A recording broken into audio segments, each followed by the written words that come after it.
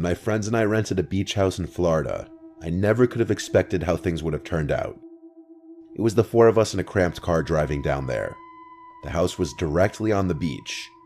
It was on this road that had the bay in front of the house across the street, and then in the backyard was literally the beach. There were some huge houses on this road, and some smaller, more normal looking ones. This was one of the more modest looking ones.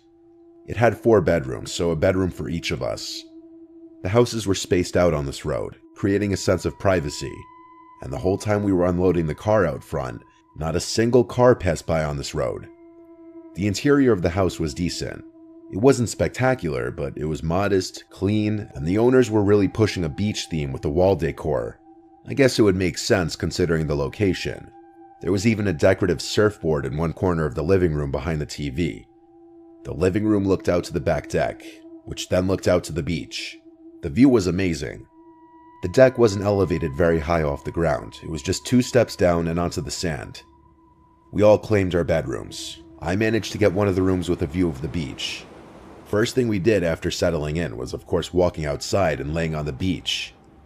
We all went in the water at one point and then played football. We were definitely on the beach for a few hours. We seemed to be the only ones on the beach apart from this older looking couple way down the beach. Afterwards, we went out to eat and then started bar hopping in the town area. When we Ubered back, it was dark out. We went outside on the beach to fuck around and play late night football while we were kinda drunk. As I was running to grab the ball after missing a catch, I noticed something in the water. The moon reflecting on the ocean was the only reason I could see it.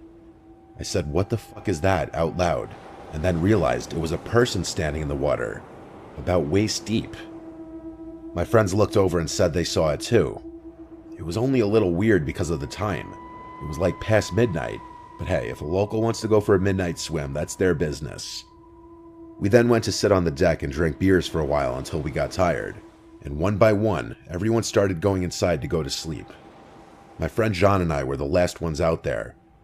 I had been every once in a while glancing in the direction I saw that person before in the water, just out of curiosity. And so eventually, when I shot a glance in that direction, I spotted someone standing on the beach. They appeared to be just standing there facing us. It was kind of creepy. Maybe a neighbor. I didn't want to be rude. But I wondered if it was the same person. We tried to ignore it, but John was facing that person, and after a while, he said they were still just standing there facing us. I stood up and looked over and saw he was right. I yelled out, "Is everything okay?" John asked, "Why'd you do that?" I honestly didn't know what I was expecting. They didn't even reply anything though. We were officially creeped out, so we went inside.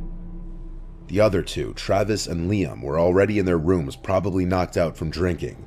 So John and I decided to just call it a night too so that we could have a full day tomorrow.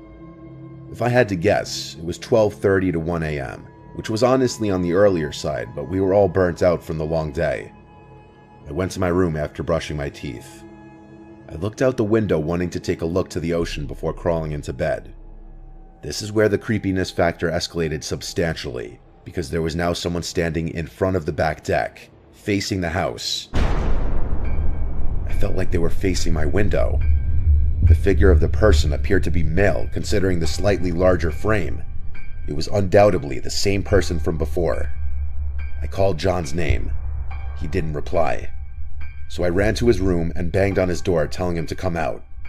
He came out pretty quickly, and I led him to my window to look outside, but now the person was gone. I swore to him that the person from earlier was just standing as still as before right in front of our deck. He believed me. We weren't about to go outside and look around though. I took one more look to make sure that they were still gone, and then I shut the blind to the bedroom window. But as I lay awake in bed, rolling from side to side trying to sleep, I just couldn't shake the feeling that someone was still outside. Who was that person? Why were they creeping around? My thoughts were interrupted by the sickening sound of a fist knocking on the bedroom window.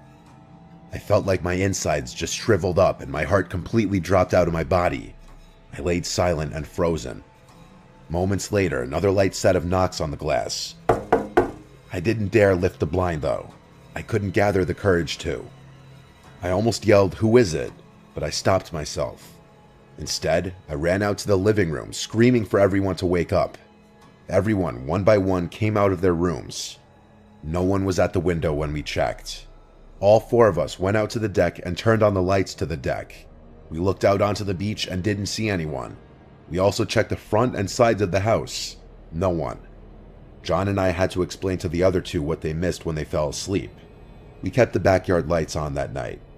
The next day, John and I went to the two nearest neighbors and asked them if they had also experienced someone knocking on their windows or doors. One of the neighbors told us a genuinely freaky encounter he had a week earlier.